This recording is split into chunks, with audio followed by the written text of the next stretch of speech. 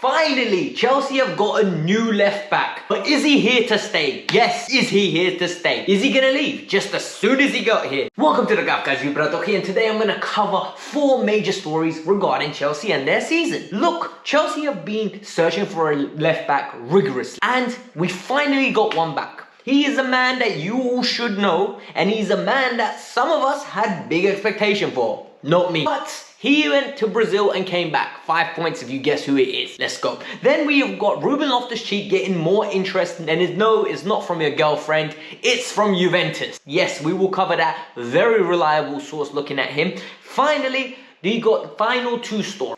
Armando Broja is getting touted by Southampton on a permanent deal, and I want to rave about this kid because he is absolutely sick. And finally, Rudiger and Christensen update. Good news from Rudiger, bad news from Christensen. Let's go. If you lot are feeling my energy, if you lot are feeling the vibe, if you lot love this video and this channel, hit that like button, subscribe to the channel, and let me know your thoughts in the comments below on what you think on the potential of Kennedy staying and being Chelsea's #1 left back till Mr. Alonso gets back, as well as Ben Chilwell. Let's get into it. Alright guys, so the other day, no word of a lie, I almost swallowed my tongue. And the reason why I almost swallowed my tongue was because I couldn't fathom to talk about what was happening. Nacer Cancela drops, Chelsea have recalled Kennedy. I'm adding 2 and 2 together, alright?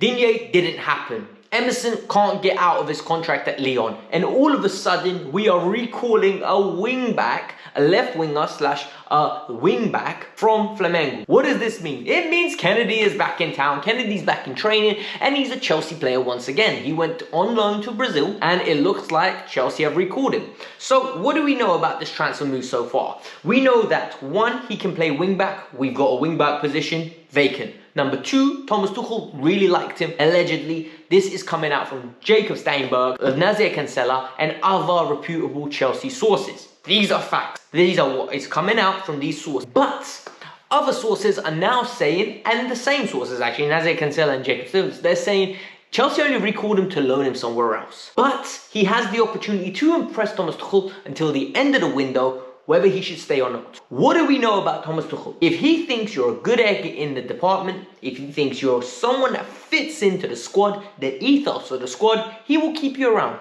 and he will give you opportunities, and you will either flourish or he will tell you, you know what, didn't work out, geezer, you gotta go. And in this case, I'm gonna trust Thomas Tuchel. If he wants to give Kennedy a chance, I'm all for it. But I don't think this is the opportunity to be experimenting at the right time right now.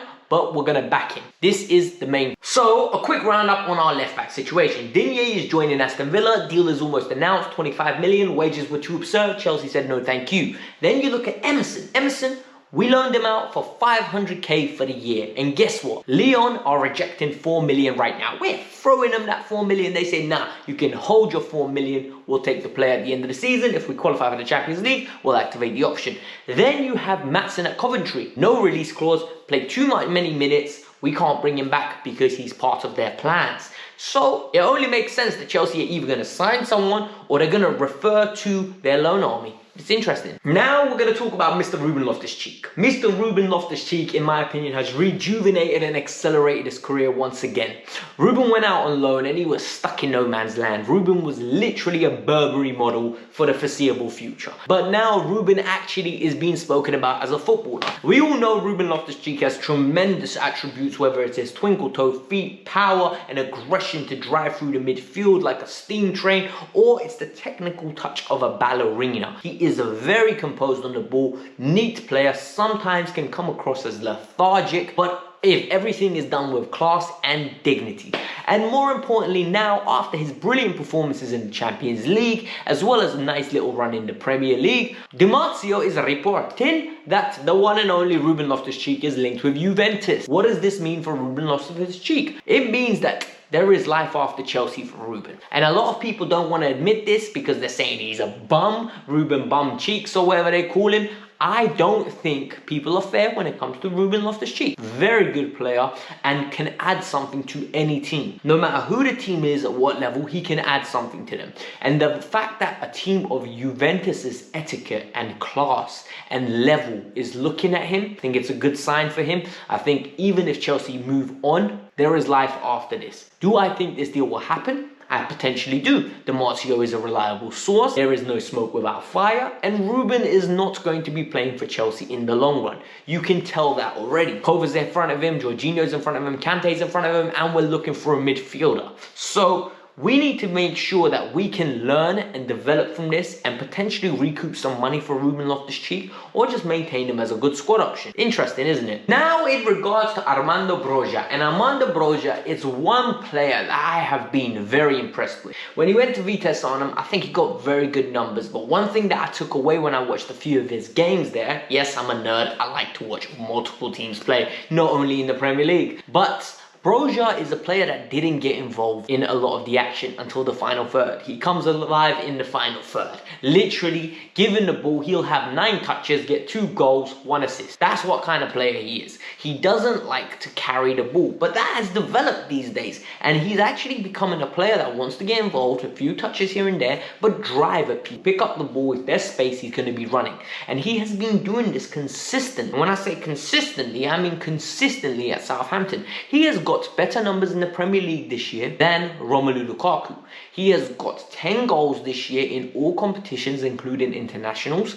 He is becoming a player that is very impressive and impressing me to the point where I was saying, go with Kai Havertz as false 9, bring Broja off the bench if you can't get Haaland, and what's the harm in that? But people said it's time for him to go on loan. And I appreciate that. We signed Lukaku, we move on. But Ralph Hasenhüttl, who has come out and given him so many plaudits, he said, look, we're known to be developing kids. We're known to be developing these young talents that are coming to St. Mary's. And we want to retain him. So if he wants to stay, we can make it happen. It's all up to him. But this kid is a big Chelsea fan and has openly on numerous occasions discussed how much he wants to play for the club. It's a dream come true and he wants to break through here. So Chelsea need to show him a pathway, because one thing with the Premier League, all clubs have money. And when all clubs have money, they can put a bid in front of Chelsea that Chelsea potentially can't refuse. And the player will push for it and eventually he will get his move. So either strike while the iron is hot and get a good £40 million for this player because of his young attributes and his potential that he's showing. Give him an opportunity and let him flourish next year, because I do believe this player has got tremendous attributes to become a goal scorer on a regular, consistent basis of 15 to 20 Premier League goals. If he's doing this at such a young age in the Premier League already, what will he do with greater service and, more importantly, more instinctive finishes in and around the box, because more crosses will be coming in from the byline, because we saw what he could do in pre-season already at Chelsea. And a final update on Rudiger and Christensen. So the good news is Christian Falk is reporting that Rudiger wants somewhere between 180 to 200k. Rudiger thought, and his agency thought, most probably his agent team, thought that he would be getting David Alaba fees. Somewhere he would be getting it. Maybe it's PSG, Bayern München, or maybe even Real Madrid themselves. But that wasn't the case. Clubs aren't willing to give him that kind of money, and all of a sudden Antonio Rudiger is left in a corner where Chelsea is his best hope, and not in a negative way. He's allowed to fish for a new contract. I think it's part of the procedure.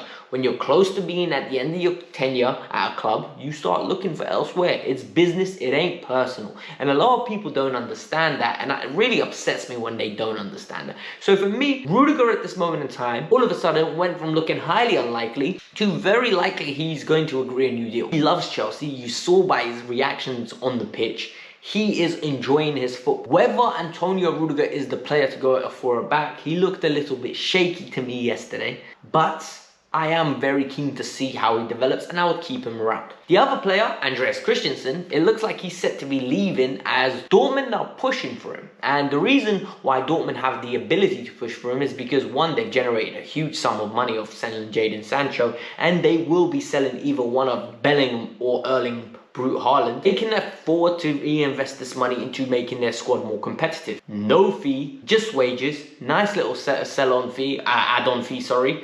But they'll get the player for a nice cheaper price. So Christensen could be coming in over there. It makes sense. He had a very good tenure in Mönchengladbach. And Christensen doesn't strike me as the most ambitious type of guy. I don't think he's got aspirations of going all or nothing to Real Madrid or Barcelona, or even playing at the top level for a very long time. I think as long as you give him his bag, he'll be very happy and most probably play at Dortmund for the foreseeable future. Am I being disrespectful to Dortmund? No, I'm not. I think they're a good team, but they will always be the ugly stepsister. They won't be the Cinderella in that league. They won't be the glorified princess or the glorified king of the league. They're not going to be Bayern Munich. They will always be the fairy tale story that could happen but will never happen. So if he goes there, what are you actually trying to achieve? Otherwise, just fill your pocket with extra money. That's my personal opinion. But peeps, this is the Kavkas View. Hit the like button, subscribe to the channel, and I'll see you around. Peace out. I'm out.